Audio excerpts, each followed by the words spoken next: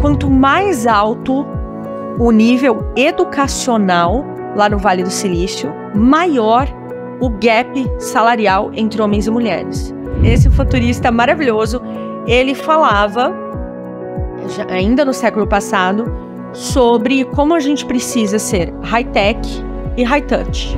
Vou começar pela estrutura patriarcal do Estado, que eu acho um ponto bem importante da gente falar, né? Como é que a gente pode trazer um Estado que realmente sirva a sociedade e que não se sirva dela? Porque hoje a gente vê o Estado se servindo da sociedade na sua maioria, né? Como poucas exceções, como a gente mencionou, em que são as pessoas que realmente estão lá dentro tentando desenrolar as coisas para que a sociedade flua melhor.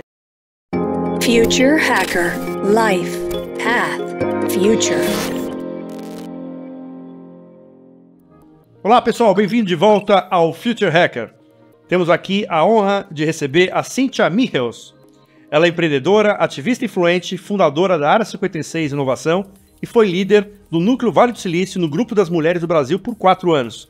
Ela se dedica a treinar e mentorar empreendedores, líderes e colaboradoras para se tornar agentes inovadoras em suas áreas. Experiência forte no Vale do Silício, ela foca na inovação consciente, buscando soluções que melhoram a qualidade de vida global. Ela é formada em Economia pela INSPER e com a Master em Governança pela GoNew. Ela também é coautora da obra Quais de Mim Você Procura, onde escreveu o capítulo Ganhar ou Perder, eis a questão. E foi também candidata a deputada estadual por São Paulo, né, em 2022, com o objetivo de fomentar o talento e o empreendedorismo no Brasil. Em primeiro lugar, prazer em tê-la aqui, Cynthia. Prazer é todo meu. Eu só tenho a agradecer, André, por esse convite. Estou muito honrada de estar aqui e fazer parte desse projeto, dessa comunidade, dessa força que é o Future Hackers. Muito obrigada. O prazer é nosso. Vamos lá, vamos começar você falando um pouco da tua jornada profissional, né? Uma mistura, né, de ativismo, empreendedorismo, com esse viés meio filosófico, meio político, né? E eu queria saber se houve algum momento, né, específico que deu encontro de tudo isso ou que influenciou exatamente essa sua direção aí, profissional. Olha, é muito interessante quando a gente olha para a nossa trajetória. Eu me lembro sempre do Steve Jobs falando, né? A gente não conecta os pontos de antemão, a gente conecta os pontos quando a gente olha para trás e vai vendo quais foram esses momentos de virada de chave mesmo. E como toda a trajetória, tem alguns que fizeram toda a diferença para mim. Um deles definitivamente foi a oportunidade que eu tive, a experiência de morar por 1 ano e meio no Vale do Silício, que me fez abrir a cabeça e as perspectivas e despertar em mim uma vontade muito forte de poder fortalecer, de trazer para o Brasil tudo aquilo que eu estava vendo lá, que acontecia de bom e com aquela agilidade e aquela construção toda, e de poder falar, poxa, no Brasil nós também temos elementos para construir isso, então como que eu me encaixo nessa história, como é que eu contribuo para fazer essa mudança no nosso país. Então, definitivamente, morar lá fez toda a diferença. E, junto com isso, a minha participação no Grupo Mulheres do Brasil, que é um grupo hoje que está com mais de 140 mil mulheres. Na época que eu entrei, a gente falava em 7 mil, 8 mil mulheres, e agora já 140 mil ao redor do mundo. E que, para mim, foi uma grande escola nesse sentido de realmente você desenvolver, trabalhar sua proatividade, trabalhar as conexões, fazer as coisas acontecerem com foco no bem comum, com foco em, assim, como é que eu melhoro esse ambiente aqui no qual eu estou, como é que eu contribuo, como é que eu deixo um bom rastro por onde eu passo. Então, esses definitivamente foram dois pontos bastante importantes que aconteceram ali entre 2017 e 2018, que foi meio simultâneo, assim, Grupo Mulheres do Brasil e Vale do Silício, e que foram uma grande chave. E devo te dizer que da política, olha que interessante, porque foi depois, né, de Vale do Silício e Grupo Mulheres do Brasil, mas curiosamente, quando eu estava me decidindo se eu ia me candidatar ou não, quando eu fui buscar na minha história, eu me lembrei que com 9 anos de idade eu tinha me candidatado ao Grêmio da escola, junto com uma amiga, porque a gente queria mudar algumas coisas lá. Então, eu vejo que muito do que a gente vai se tornando na vida e que os caminhos que a gente vai escolhendo, eles vão aparecendo também desde a infância. Eu gostava de brincar de dar aula, eu gostava de brincar de fazer entrevistas. Com 8 anos, eu e uma amiga resolvemos empreender, fomos vender brigadeiro no comércio da cidade. Então a gente vai vendo que essas sementinhas vêm com a gente de alguma forma lá no início e depois a gente vai tendo esses contextos que vão permitindo que elas eclodam e que elas vão florescendo realmente e gerando alguma coisa. Perfeito. A política eu vou deixar para um capítulo à parte. Mas vamos começar ainda, vou ainda puxar um pouco nesse trabalho, né, das mulheres do Brasil, na parte... O que você traz de benchmark desse trabalho lá para o Brasil? Quer dizer, né, o que tem lá? Como é que eles lidam com a liderança feminina? Como é que tá isso aí hoje no Vale do Silício? E que você pode, teoricamente, usar isso aí como benchmark para cá. Perfeito. Olha, eu vou dar acho que vale a pena a gente olhar para o ecossistema do Vale do Silício, né, dar um zoom out para depois a gente dar um zoom in na parte da liderança. O Vale do Silício é um lugar que é muito único. Todos nós, quem acompanha aqui esse podcast, obviamente, está bastante familiarizado com isso e tem as suas características que fazem muita diferença ali. Então e que servem de benchmark para a gente. Você está num lugar onde o conhecimento é extremamente valorizado, então o aprendizado contínuo, a produção de conhecimento, você está com a Universidade de Stanford, com a Universidade de Berkeley, e as startups desenvolvendo conhecimento, as big techs desenvolvendo conhecimento. Então, isso definitivamente, esse respirar conhecimento, essa curiosidade, essa fome de querer saber mais, é definitivamente um benchmark pra gente, para homens, para mulheres, para a área que for na vida, para quem quer se desenvolver e gerar um impacto. Uma outra coisa muito forte da característica da cultura do Vale do Silício são as conexões.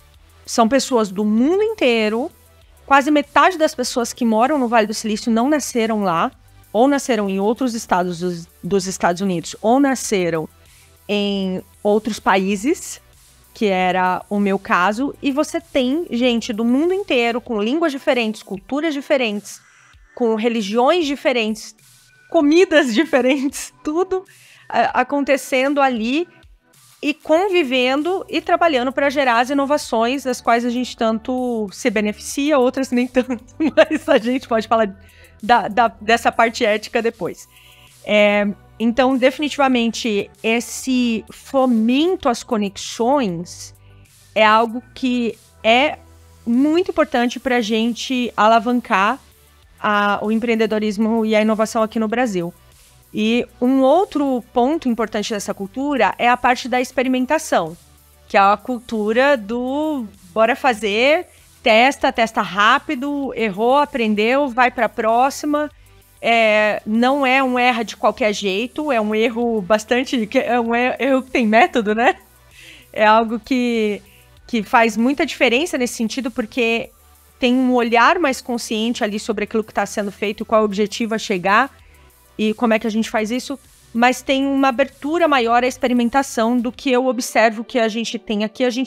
Nós estamos mais abertos e a gente pode se abrir muito mais, porque, de certa forma, a gente ainda paralisa, como brasileiros, muitas vezes, diante da possibilidade do erro, né? Síndrome da impostora, que é uma coisa que passa, por exemplo, toca muito quando a gente fala principalmente com as mulheres. Eu já entrevistei homens que também falaram que passavam por esse desafio, mas que a gente vê que é algo a ser bastante trabalhado aqui para a gente se potencializar. Dentro desse contexto, e que é um contexto que, inclusive, eu sempre falo que na Terra da Tecnologia o que mais me surpreendeu foi a natureza, porque quando você olha o Vale do Silício de cima, você enxerga aquelas árvores, aquilo tudo coberto. Você fala, às vezes eu olhava assim, de uma das colinas, e eu falava, caraca, tem a Apple, tem o Google, tem as próximas tecnologias que a gente nem imagina estão sendo desenvolvidas aqui nesse lugar. E ao mesmo tempo tem essa cultura de estar na natureza, acho que até para equilibrar o excesso de tecnologia, Que é muito surpreendente, porque muitas vezes as pessoas pensam que... Me perguntam muito isso, né? Como se fosse a cidade dos Jetsons. Eu falo, gente, se você não souber que você tá no Vale do Silício, você nem percebe que você tá lá. Se você não souber, porque... Na maioria dos lugares. Porque realmente é muito bucólico. E eu vejo que é algo que ajuda a equilibrar essa quantidade de tecnologia que está sendo desenvolvida, esse outro mundo, esse futuro que se vive no Vale. Dentro desse contexto, a gente ainda tem desigualdade salarial entre homens e mulheres, desigualdade em termos de papéis, de mulheres em papéis de liderança. E, inclusive, é muito interessante observar que isso, para mim, pelo menos, foi algo que me chamou a atenção quando eu me deparei com esse dado, que quanto mais alto o nível educacional lá no Vale do Silício, maior o gap salarial entre homens e mulheres. Ou seja, você está falando, e eu entrevistei muitas cientistas lá, PhD, Stanford, tudo, e elas falavam, é a nossa realidade, isso é pesquisa, é estatístico, não é só depoimento de 2, 3 pessoas, mas conversando com as pessoas que dão vida a essa estatística, a gente percebia o quanto realmente na base você tem muitas mulheres brilhantes.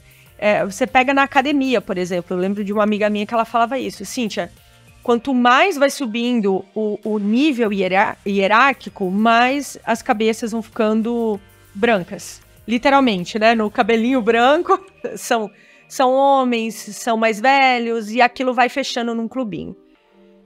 Então, esse é um desafio, inclusive, para o Vale do Silício, e que tem algumas práticas que já estão sendo feitas lá para lidar com isso, e que a gente também pode, que também em alguns ambientes já estão sendo feitas aqui, podem ajudar a gente a acelerar esse processo. Eu não acho que a gente deva se prender a um detalhe de um número super preciso, mas é algo que gere um balanço, que gere uma sinergia maior entre homens e mulheres, porque eu acredito que todo mundo sai ganhando quando a gente tem as duas energias ali, energia feminina e energia masculina juntas. E alguns processos práticos que podem ser feitos.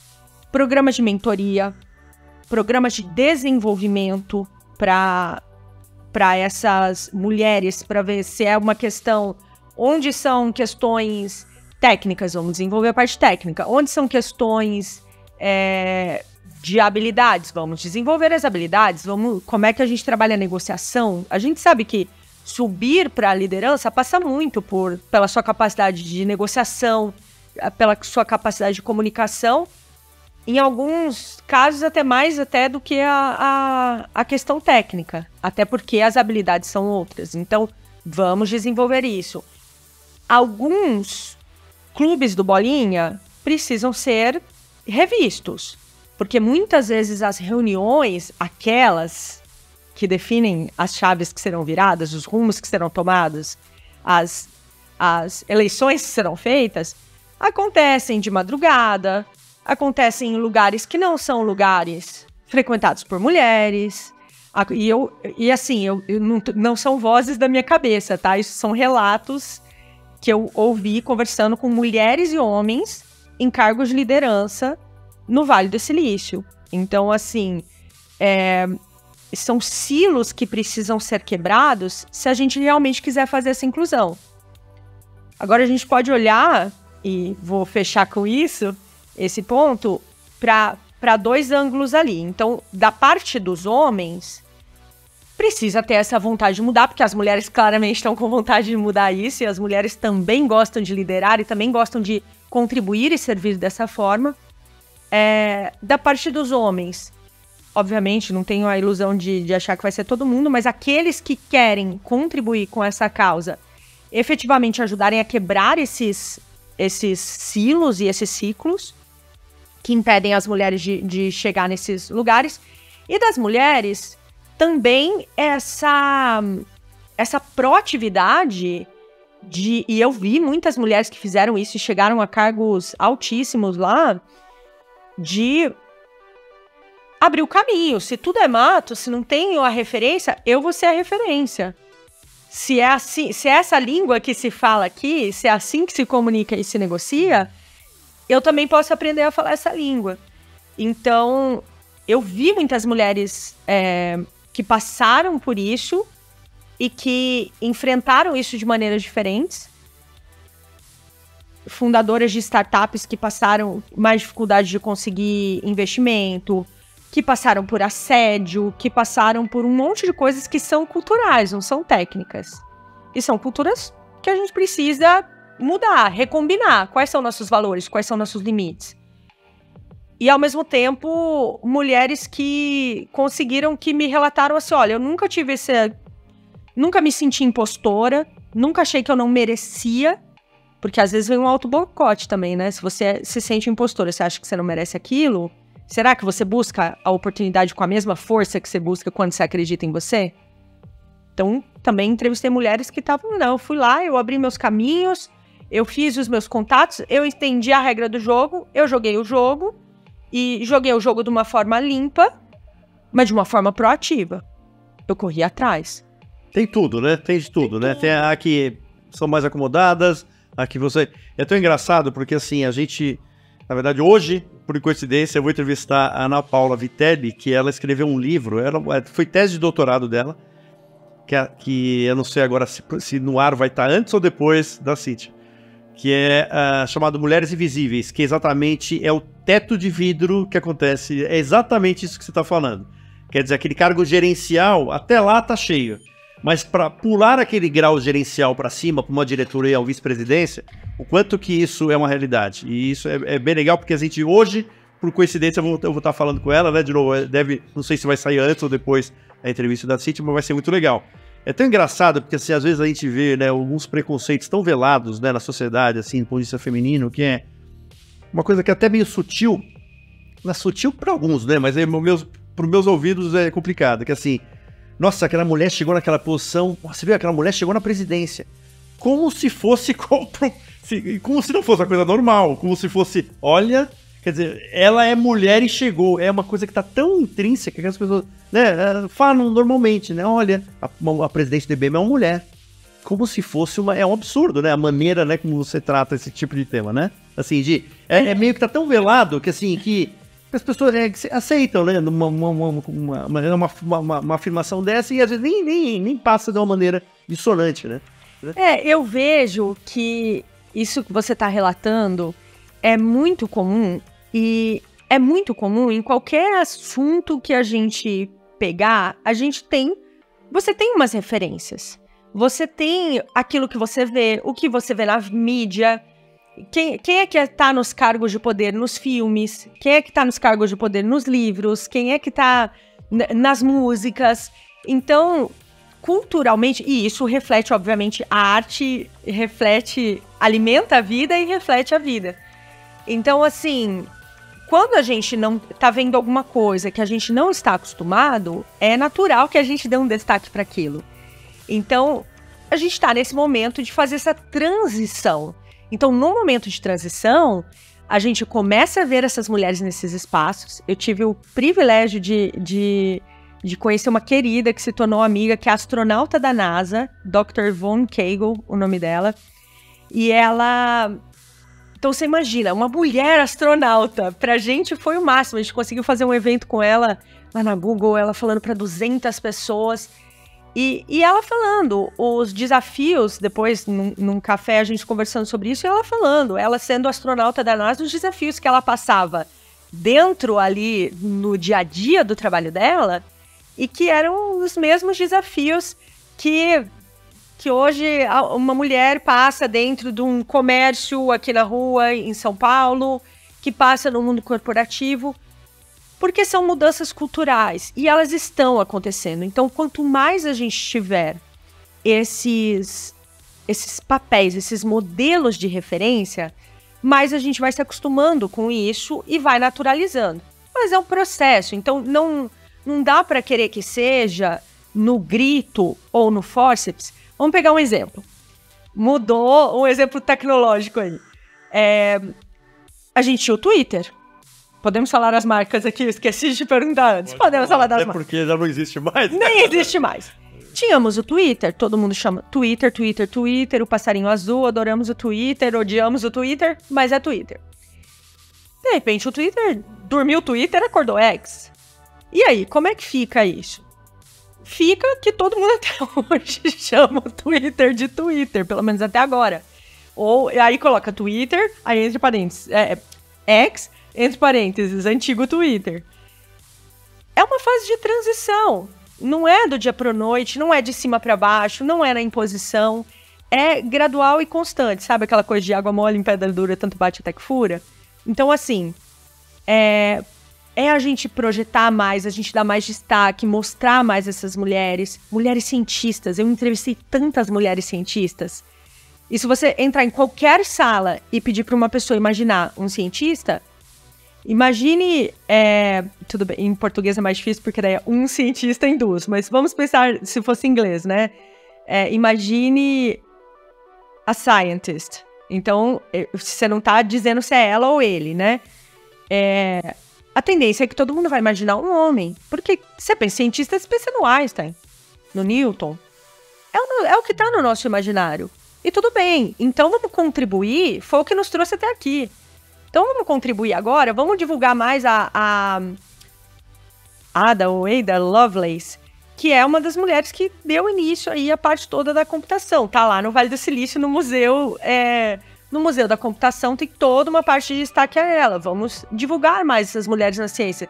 O homem pisou na Lua, mas foi uma mulher, amiga dessa minha amiga astronauta, mentora dela, que fez o cálculo que botou o homem lá. Então, claro, eu tô simplificando, né, gente? É super complexo pisar na Lua. Até chegar o momento que uma mulher pode celebrar uma missa, né? Exatamente. Então, assim, não, né? São transições, sabe? Sim, e eu acho que a gente tá num caminho de transição. E eu acho que quanto mais a gente buscar a cooperação nessa transição, mais rápido ela vai acontecer. Porque toda transição que ela vai pelo viés da competição, até agora foram vocês, agora vai ser a gente, qualquer coisa nesse sentido, em que tem uma disputa de território, uma disputa de espaço, sai todo mundo perdendo, porque a coisa vai ficando mais predatória. Se a gente vai numa cooperação e a gente mostra, caramba, olha só, vocês fazem isso aqui, que é maravilhoso. A gente pode acrescentar isso aqui e vai melhorar para todo mundo. Vamos fazer junto? É muito mais caminho. Eu acho assim, quando você até vai para liderança, né? A gente teve a fase, né, dos engenheiros, né? Na época da engenharia, etc. Você tem depois a fase dos financeiros, né? E agora a gente está numa fase de humanizados, né? Então, assim, não consigo ver liderança sem mulheres do ponto de vista mais humanizado da sociedade, né? Então, eu acho que agora é o que você falou, né? Essa evolução para chegar nesse momento aí. Vamos lá, eu queria que você falasse um pouquinho, Cíntia, sobre essa parte da inovação consciente, né? Eu queria que você contasse, assim, conceitualmente o que é essa inovação consciente e de uma maneira, assim, que seja pragmática e qual é essa utopia que você enxerga que a gente pode atingir. Ok, vamos lá. Conceito, pragmatismo e utopia. Bora fazer uma síntese. Então, conceitualmente, a inovação consciente, para mim, é toda aquela inovação que contribui para a melhoria na qualidade de vida.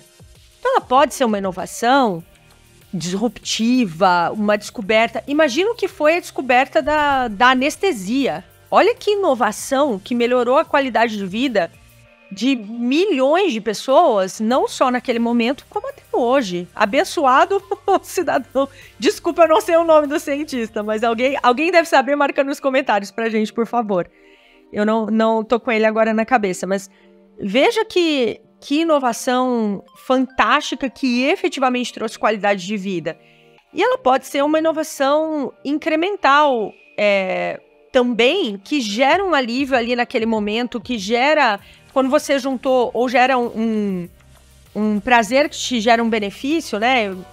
Muito simples, quando juntou, já existia leite ou já existia café. De repente, misturei aqui desse jeito, chamei de cappuccino. Foi uma pequena inovação, mas uma inovação que trouxe um bem-estar para as pessoas e traz até hoje. Então, não precisa necessariamente ser uma coisa, nossa, gigantesca, sem precedentes, mas é importante que ela esteja olhando para a qualidade de vida. E isso veio depois de morar no Vale do Silício. No Vale do Silício, eu vi muita coisa maravilhosa e muitas coisas extremamente questionáveis, que você falava assim, gente, tem certeza que saiu o melhor caminho, né? Quando você fala computação quântica, é uma coisa que pode ser extremamente positiva, mas se cai na mão errada, destruidora. Exatamente. Então foi quando eu comecei a morando lá e conhecendo, visitando as startups, os centros de inovações e tudo, e conversando, pesquisando isso, eu falei, caramba, tem muita coisa aqui que realmente consegue fazer com que a gente vá para um outro patamar de humanidade, sabe? Como eu gosto muito de um autor que chama James Martin, ele tem um livro que chama O Propósito do Século XXI. E ele fala, nós somos uma geração de transição. Ou a gente vai ser a última geração ataque na Terra, a última versão da humanidade, que a gente vai se autodestruir, ou a gente vai conseguir evoluir num ponto em que a gente realmente vai chegar num outro patamar de sociedade, que é essa sociedade muito mais harmônica, muito mais transparente, muito mais saudável, que vive de uma forma positiva, integrada à natureza, muito mais holística do que hoje a gente insiste, né, coletivamente em ter um afastamento da natureza de alguma forma, né? A gente tá parecendo mais bactéria do mal na natureza do que pequenas bactérias que somos diante desse majestoso planeta. Coletivamente, os nossos resultados coletivos não têm sido tão bons. Tem coisa boa acontecendo, mas de forma geral a gente tem muito espaço de melhoria. Então, quando eu fui observando isso e conheci assim, né, a obra do futurista John Naisbitt. Ai, gente, pronunciar nome é sempre uma delícia. Mas esse futurista maravilhoso, ele falava, ainda no século passado, sobre como a gente precisa ser high-tech e high-touch. Então ele falava assim, olha, a gente precisa desenvolver tecnologias e aproveitar os avanços tecnológicos sem perder a nossa melhor essência da humanidade. A tecnologia não pode atropelar a humanidade, porque senão a gente está indo num caminho que é um caminho autodestrutivo. Então, quando eu comecei a juntar essas peças todas e eu voltei para o Brasil, eu falei, eu quero incentivar o empreendedorismo e a inovação no Brasil, mas eu não quero incentivar qualquer inovação, porque inovar por inovar, a gente inventou a bomba atômica. E a realidade é que hoje a gente está dependendo da decisão de um maluco, apertar um botão para acabar tudo. Então, assim, então inovar por inovar não necessariamente nos leva aos lugares de maior evolução para a gente. A gente está aqui e a gente pode contribuir enquanto a gente está aqui, ou a gente pode ser tóxico e destrutivo, né? A gente tem livre-arbítrio para isso. Então, usando o meu livre-arbítrio, eu falei, eu quero incentivar uma inovação que seja consciente. Então, em que você se questione, será que isso aqui realmente vai gerar um benefício? Então, será que isso aqui vai gerar... eu estou ajudando a curar uma doença, mas eu não estou criando um efeito colateral que talvez vai ser muito pior? Então, será que esse é o caminho ou não? Nossa, por aqui a gente, hoje em dia, tem toda uma medicina integrativa que é fantástica, que você fala, olha, a gente consegue gerar, não só curar as doenças, como a gente consegue prevenir, trabalhar um caminho muito mais de saúde do que de doença, e fazendo isso gerando muito menos efeito colateral. Pô, é um caminho muito mais desejável. Então é ali que eu quero ajudar a botar a minha energia. Perfeito. Agora queria só puxar um ganchinho aí, que assim, aí vou só dar aquela pisadinha na política. Porque assim, né? Eu tomo uma água, porque assim, né? Você falou, quero plantar exatamente esse... Né, e eu sou declarado um anarquista por natureza. Né, então eu não acredito na classe. Mas assim, Como é que você assim, acha que assim, existe um lugar menos inovador de todos os tempos é a política? Para mim é um lugar que assim, para mim é um terreno, ali é um deserto, para mim é árido mesmo. Então, quer dizer, como é que você acha que a política ainda existe um sopro de esperança e que você possa exatamente pleitear exatamente esse conceito de inovação consciente para as pessoas, que use a política com esse fim? Você ainda acredita nesse solo? Ainda tem um... Né? Será que vai dar tempo, né? Exatamente. É só para entender, porque assim, que eu vejo isso aí como do ponto de vista um ativismo muito bom, muito forte, assim, né? Mas através, às vezes, da sociedade, o ativismo da sociedade. Eu queria só entender esse lado político, se você acha que ali é um terreno fértil para você exatamente implantar e efetivamente colher futuramente aí essa inovação consciente que você está falando. Ok, excelente pergunta. Terreno fértil na política, você tem toda a razão com o seu olhar, que é um lugar, na verdade, extremamente, de forma geral, é um sistema que está muito adoecido, o sistema político. A gente vê isso, a gente vive isso na pele e não é de hoje, né? A gente vive, nossos pais viveram e a coisa vai de longa data. Poderia ser algo muito bom, mas que hoje está servindo a interesses, de forma geral, muito escusos e muito perniciosos, muito imediatistas, muito fisiológicos. Então, assim, eu não boto todas as minhas fichas na política. Eu não acho que a gente deva depender da política para resolver as nossas questões como sociedade, porque o sistema está organizado de um jeito que... Como é que eu falo de política? Diplomaticamente. Politicamente. Politicamente. Assim, o sistema, a gente observa isso, né? O sistema ele está organizado de forma a expelir quem tá lá realmente querendo fazer um impacto positivo, quem tá querendo fazer uma coisa mais técnica, mais objetiva, e manter quem tá lá a fim de fazer as coisas por baixo dos panos e se beneficiar ali em nome de projetos de poder maiores, que se você der voltando pro nosso zoom out, né, vai pro cosmos, sai da Terra e vai pro cosmos, que valor que tem o pequeno poder político diante da imensidão que é o universo. Então, assim, não é o terreno mais fértil, mas é um terreno que necessita ser fertilizado. É um terreno que, é uma terra que necessita ser ali limpa, ser arada. E a gente tem pessoas, eu vejo isso e eu acompanho o trabalho, tem gente boa na política, sim. A gente tem pessoas que estão lá de verdade por uma questão de técnica, por uma questão objetiva, pode até ter, de repente... um viés, uma visão de mundo mais para um lado ou mais para o outro, mas são pessoas que não estão fechadas na sua visão de mundo. São pessoas que estão abertas ao diálogo e a olhar a parte técnica e mergulhar em um caminho que possa resultar bons impactos sociais. Só que são poucos.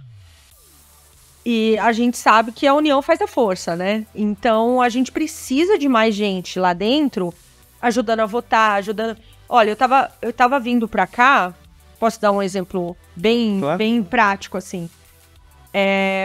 Eu tava vindo pra cá ouvindo a rádio, tava ouvindo uma entrevista do Guilherme Derrite, que é o nosso secretário de Segurança Pública aqui em São Paulo, que é um deputado federal, ele tá agora... Foi ele deputado federal e tá aqui. E ele estava contando sobre um projeto em relação à saidinha de presos, do impacto gigantesco que isso tem de pessoas sendo soltas, pessoas que não cumpriram as suas penas e que reincidem depois nos seus crimes. Por que eu tô dando esse exemplo? Porque ele falando sobre 3 anos de articulação que ele precisou fazer dentro do Congresso Nacional para conseguir botar esse projeto para votação e aprovar esse projeto para impedir essas saidinhas dos presos que estavam prejudicando a sociedade. 3 anos de articulação. Foi aprovado. Aí foi para o Senado. Chegou no Senado, foi para a gaveta. Então, assim, por que eu tô falando isso? Primeiro, que talvez tivesse mais gente... Primeiro porque era o assunto que tava mais fresco na minha cabeça. Porque eu vim aqui ouvindo e pensando nisso. Eu falei, caramba, você vê? Se tivesse mais gente ali, alinhados, com essa visão de que a gente precisa aumentar a segurança pública, vamos entender tecnicamente vários pontos de fazer isso, porque isso impacta o empreendedorismo, isso impacta a inovação, isso impacta o nosso bem-estar, nossa liberdade de ir e vir. Se tivesse mais gente lá dentro ajudando a avançar com essas coisas, talvez não teria levado 3 anos para ser votado.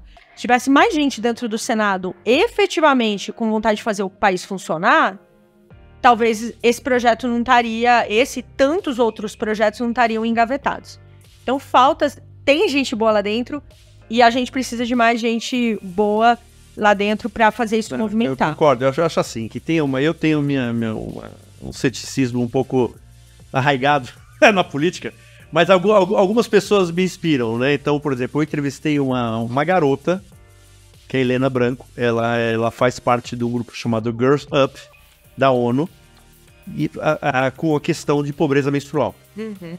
Um trabalho maravilhoso que ela faz, ela vai juntou, sei lá, tantas meninas de 15, 16 anos, e eles vão para os municípios para tentar discutir sobre qual é a alíquota do imposto sobre absorvente naquela cidade, e ela chegou em lugares que conseguiu reverter, muitos lugares, e teve até um que, assim, o imposto da cerveja era mais barato do que o imposto do absorvente íntimo, assim. E o que foi muito interessante dessa entrevista, apesar com todo o meu ceticismo radical sobre política, foi que, assim, eu até perguntei pra ela, assim, né, quando você fizer 22 anos, quando você fizer 22, você quer continuar mantendo o ativismo ou na política? Eu falei assim, olha, eu tô ainda pensando. Então achei muito interessante essa visão, quer dizer, ela teoricamente já conseguiu a conquista política em coisas, né, e tira um pouco aquele ranço da minha geração, pelo menos, que é meio que, sabe, meio que abandonar a política, e ela conseguiu, ou seja, se tivesse a renovação, né, e as pessoas começarem pra frente com projetos propositivos, acho que a gente pode mudar um dia, né, então assim, né, tem um soprinho, então, ou seja, eu tô falando contra o meu próprio ceticismo aqui, mas eu acho que eu concordo, eu acho que assim, tem que ter essa força, né, essa colaboração, uma coisa, uma hora isso aqui tem que mudar, né, quer dizer, né, então, ainda não vi pouquíssimos ainda iniciativas assim, que não sejam coisas corporativistas, não sejam coisas para cuidar da minha, ou um projeto social que daí o político vai lá e pega para ele, para abraçar isso aí, para que ele fique bem na foto. Então assim, por isso que eu sou bem radical nisso, mas é interessante as iniciativas, né? E o que você acha só para ir um pouquinho para o futuro próximo, uma coisa que a gente percebe, tem até um argentino que está fazendo isso, saindo mundo afora, para falar sobre tokenização de votos. Ou seja, lugares onde a sociedade ela é autorregulada, é como se fosse uma anarquia modernizada ali, onde as pessoas fazem a administração por token, né? Ou seja, você acredita que isso possa ser um futuro um pouquinho mais para frente, mas você acha que existe esse caminho, ou você ainda acha que essa estrutura, né, assim, patriarcal, né, ainda do Estado ainda deve ficar por muitos anos? Olha, vou começar pela estrutura patriarcal do Estado, que eu acho um ponto bem importante da gente falar, né? Como é que a gente pode trazer um Estado que realmente sirva a sociedade e que não se sirva dela? Porque hoje a gente vê o Estado se servindo da sociedade na sua maioria, né? Como poucas exceções, como a gente mencionou, em que são as pessoas que realmente estão lá dentro tentando desenrolar as coisas para que a sociedade flua melhor. Então, primeiro, eu acho que para a gente conseguir avançar para novas formas melhores de governo, primeiro a gente precisa ter essa transformação da nossa forma de ver o mundo, das nossas expectativas. Olha que interessante.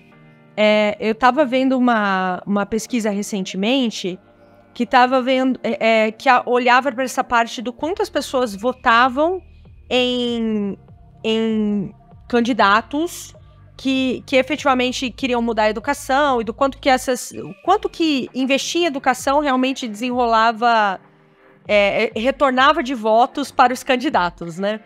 Tinha a ver com isso a pesquisa. E a conclusão era... Uma das conclusões era que, assim, as pessoas não queriam... tendem a não querer, ou... Deixa eu mudar essa palavra, porque eu não sei se é exatamente não querer, mas eu acho que representa melhor quando a gente fala assim. Tem uma tendência de buscar as coisas que dão resultados imediatos. E tem um pouco mais de dificuldade de lidar com as coisas que precisam de mais tempo para gerar uma colheita. Também se aquela colheita lá na frente vai ser muito mais abundante. Então, por mais... Olha que contraditório. Por mais que a gente, como sociedade, fale que a gente quer melhor educação para os nossos filhos, melhores escolas públicas, etc e tal, na hora de botar o voto, não é exatamente aí que o voto vai.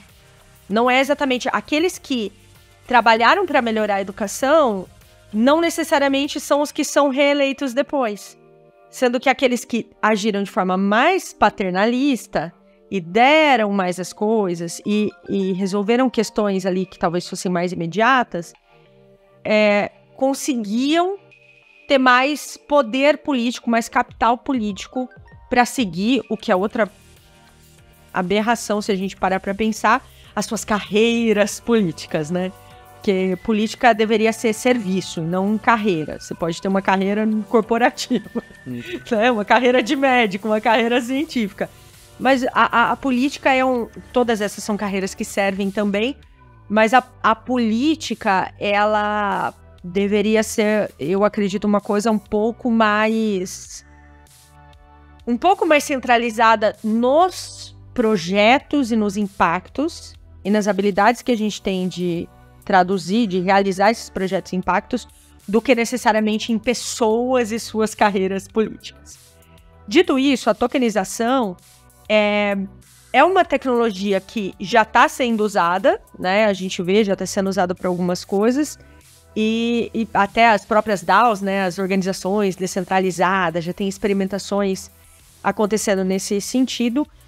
Eu vejo que para a política é um caminho um pouco mais longo, porque quando a gente está experimentando dentro de um combinado nosso, de um acordo nosso, um projeto nosso, é um alinhamento que é mais fácil de ser feito. Quando a gente está falando de uma coisa que decide rumos de 200 milhões de pessoas, a gente precisa ter um pouco mais de cautela em relação a como essa segurança vai ser feita, a como é que a gente vai trabalhar essa transparência, porque a transparência ela é fundamental na política. A gente precisa tornar os processos mais transparentes. Ao mesmo tempo, um voto transparente, ele deixa muito mais espaço, o voto dos eleitores, né? Eu tô dizendo, diferente. O voto o que votou o senador, o deputado, quem foi, a gente tem que saber mesmo, porque a gente tá votando neles e eles estão votando pela gente. Tem que ser transparente isso aí. Esse negócio de ficar votando escondido, acho que não é o caminho. Né? Voto secreto, pelo amor de Deus, né? Não é o caminho. Agora, o nosso voto como eleitor, até pra gente ter a preservação do nosso livre-arbítrio, porque o político que tá lá, ele tá em serviço. Ele tem que ser transparente no serviço dele. Agora, nós, eleitores, precisamos preservar o nosso livre-arbítrio. E a gente sabe que a pressão para voto é muito forte, que a compra de votos é muito forte, que tem toda uma parte muito tóxica desse sistema aí que precisa ser melhorada. Então, a gente ter também, porque a tokenização ela traz essa transparência, né? Que é extremamente positiva para praticamente tudo. Agora, eu ainda penso assim, que a gente tem bastante melhoria para fazer, mas eu não descarto a possibilidade. Eu tenho um mentor que ele fala, né? O futuro são 3 pontinhos pro infinito. Então, eu também não descarto essa possibilidade de que um dia talvez tenha coisas um pouco mais próximas, né, do que isso aí, né? Exatamente. Eu acho que a gente pode ter algumas coisas que agilizem mais o sistema, que gerem mais transparência, que gerem maior conexão, que você veja exatamente, o dinheiro está saindo daqui, ele está indo para cá, ele está gerando tal impacto. Essas pessoas estão contribuindo, essas pessoas aqui não estão contribuindo, como é que a gente vai vai fazer com isso, né? Não pode ficar lá para sempre estorvando, ocupando espaço, gastando dinheiro público, cheio de privilégios, cheio de penduricalhos, enquanto as pessoas do outro lado estão lá passando fome e largadas, abandonadas, e ao mesmo tempo com essa... E votando, né? Porque são as pessoas que votam. Então eu acho muito importante a gente ter essa... conseguir fazer essa mensagem chegar e falar as várias línguas para que as pessoas possam também... De novo, eu acho que tem dois lados, né? A gente merecer e eleger melhores governantes e para a gente poder efetivamente ter... E esses melhores governantes com melhores eleitores, né? No sentido da gente poder ter... Quando a gente está mais preparado, a gente está mais informado, a gente entende melhor... a gente tem condições também de votar melhor. Só que tudo é feito para que a gente não entenda. É muito complexo.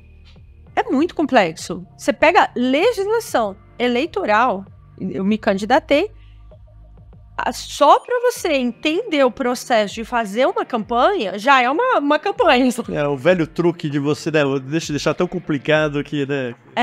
Para vender solução, só que umas soluções aí meio tortas, né? Então, eu acho que a gente tem muito... Isso nos diz, e eu gosto de olhar, ainda que com pontos, né, botando o pé no chão, eu gosto de olhar para como é que a gente vai para frente a partir disso. Porque esse é o contexto está dado. Agora a gente vai passar os próximos 30, 50 anos, aí a gente vai estar gravando podcast no Metaverso e falando mais a política do Brasil, mais esses políticos, mais a corrupção... Mas, sabe? E as pessoas ainda estão passando fome. Não tem jeito, você tem que criar iniciativa, exatamente. Tem que mudar isso. Vamos lá, Cíntia, eu queria passar agora, porque era uma última questão a respeito da Área 56. Eu queria que você voltasse um pouquinho, falasse rapidamente da tua empresa, do projeto aí que, especificamente aí que você tá hoje liderando. Show. A Área 56, ela nasceu como Área 56 esse ano, então ela ainda tá... se estruturando nesse processo, e com certeza, sendo Área 56, ela vai estar sempre em aperfeiçoamento constante, sempre como uma boa inovação, sempre buscando, sempre no beta permanente. Veio da inspiração da Área 51, devo dizer, veio da inspiração da Área 51 como um centro mesmo, um lugar onde a gente possa... gerar conexões, gerar visibilidade e gerar um impacto na vida de quem está gerando as inovações. Então, tanto do ponto de vista, quando a gente fala em conexões, tanto do ponto de vista do famoso networking, né, em si, poxa, você conhece alguém para me indicar, para fazer isso, para fazer aquilo, faz uma ponte com a Europa, faz uma ponte com o Vale do Silício, faz uma ponte... com o norte, com o sul, vamos conectar as pessoas, vamos conectar as redes, vamos fazer, trazer essa potência da colaboração para fazer as coisas acontecerem. Uma parte da visibilidade, que é também, vamos mostrar o que está sendo feito de bom, vamos fazer entrevistas. Esse trabalho que vocês fazem aqui é fantástico, é essencial, porque... muita gente tá fechada em mundinhos e não tá acessando por vários motivos, pela correria da vida, porque não conhece aquela rede, não tem entrada naquela rede, mas consegue entrar através, é uma porta de entrada essa porta. Então, dar visibilidade para quem tá fazendo coisa boa, para quem tá inovando de forma consciente, criar esses modelos que a gente falou lá no início, né? Olha essas mulheres em liderança, olha esses inovadores que não estão só querendo criar tecnologia para deixar os outros viciados, né? Que estão efetivamente querendo ajudar as pessoas a evoluírem, se desenvolverem, viverem melhor. Então esse é o pilar da visibilidade, que a gente está falando das entrevistas, está falando de eventos, está falando de tudo que pode gerar esse palco. E a parte da transformação, que a gente está falando aí numa parte mais educacional, então via palestras, via treinamentos, via consultoria, via mentoria. Então como é que eu te ajudo? O que eu posso compartilhar que pode gerar valor para você de alguma forma, para acelerar o teu processo, para te ajudar a inovar independente da sua área de atuação, que isso para mim é um valor, essa democratização da inovação. Então, eu falo com grandes corporações. Ontem eu estava dando uma palestra na Volkswagen. Eu falo com pequenos empreendedores, que tem microempreendedores, para quem eu faço mentoria. Poxa, não, tá lá, vamos estruturar isso aqui redondinho, vamos ver como é que a gente pode melhorar as coisas aqui. Falo com as startups, então, fazendo a conexão e a visibilidade, e naquilo que eu consigo contribuir, fazendo a transformação. E um ponto que para mim faz muita diferença com isso, e eu valorizo muito como Área 56, é a gente poder falar na língua das pessoas. A gente conversou sobre isso, né, no bastidor, então vou abrir aqui um pouco. Porque esse para mim foi um grande aprendizado vindo do Vale do Silício para cá, que eu falei, como é que eu traduzo, não só obviamente do inglês para o português, mas como é que eu traduzo o que eu vi de bom lá para o Brasil sem ser um copia e cola? Porque não adianta, primeiro porque o Brasil tem as suas particularidades. O Brasil tem os seus valores. O brasileiro é criativo. O brasileiro é mão na massa. O brasileiro é realizador. Se a gente bota ali um pouquinho de método, um pouquinho de disciplina, sabe? Bota uns temperinhos bons ali, a gente vai longe, ninguém segura. A gente tem uma diversidade gigantesca. O que a gente tem de oportunidades aqui é muito difícil você encontrar por causa da imensidão que é o nosso país. Então, ao mesmo tempo, a gente precisa acessar essas pessoas. Então, você tem pessoas que são pessoas que, de repente, não tiveram acesso à educação, não tiveram acesso a muita coisa. Só que, assim como todo mundo, elas querem poder comer, elas querem poder morar num lugar seguro, ter um saneamento básico, elas querem poder... elas não estudaram, mas querem que seus filhos possam estudar. Então, como é que a gente fala e conecta a inovação a essas pessoas? Como é que a gente fala na língua delas? Então, vamos entender a necessidade delas e vamos trazer. Não adianta eu falar do Vale do Silício com alguém cuja necessidade inicial é eu preciso comer, eu preciso abrir um empreendedorismo de necessidade, que às vezes é até informal. Então, não adianta eu chegar com o papo do Vale do Silício. Está muito distante da realidade, não vai conectar. Então, eu fui vendo que a gente tem degraus ali que a gente pode ajudar as pessoas nessa caminhada para que isso vá quase como uma homeopatia, assim, sabe? Vá aos poucos trabalhando na vida delas. Tem as pessoas que estudaram, mas de repente terminaram o 2º grau. Nem todo mundo é cientista. Maravilhoso quando a gente tá com um monte de cientista fazendo pesquisa, inovando. Mas, poxa, tem gente que estudou e não é cientista, e aí, vai ficar de fora? Não, a gente pode incluir também, a gente pode ver quais são esses interesses, a gente pode aproveitar esses talentos. Acho que o ponto, acho que a gente até discutiu, falou até no happy hour que a gente foi, né, na semana passada, é isso, né, quer dizer, como é que eu tiro o glamour da inovação e falar assim, a inovação pode ser acessível a todos, né, desde que, né, que tenha conhecimento, que também busque o conhecimento, né, e, então assim, ele pode ser para todo mundo, inclusive já dando um disclaimer aqui, vamos pensar em coisas junto no Future Hacker, junto com a Área 56, para a gente cada vez mais democratizar acesso aí da inovação. Absolutamente. Cíntia, eu queria agradecer muito a tua presença, é uma surpresa muito positiva, né, de conhecer há pouco tempo e muito legal o trabalho que você está fazendo. E eu queria que você deixasse aí as considerações finais aí também no finalzinho. Primeiro de tudo, muitíssimo obrigada de coração, é uma felicidade imensa estar aqui com vocês. Com certeza, acredito que tem muita coisa boa aí, para vir pela frente entre os nossos projetos, criando essas sinergias. E eu gosto muito de deixar para quem está pensando em qualquer coisa, qualquer passo que você precisa deixar na vida, eu gosto muito de uma frase do São Francisco de Assis, em que ele diz: comece fazendo o necessário, depois o possível, e quando você vê, você está fazendo o impossível. Então é isso. Muito legal. É isso aí, pessoal. Aqui é a Cíntia Miheus, aqui no Future Hacker. Future Hacker. Life. Path. Future.